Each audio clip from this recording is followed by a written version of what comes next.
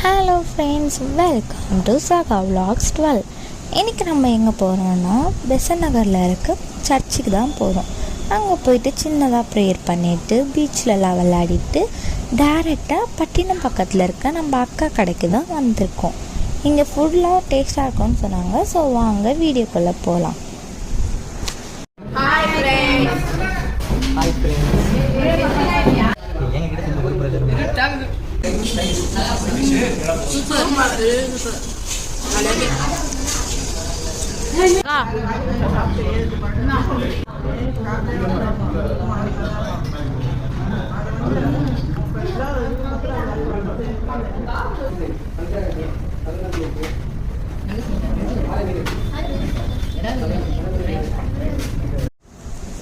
Hello friends, welcome to Saga vlogs 12.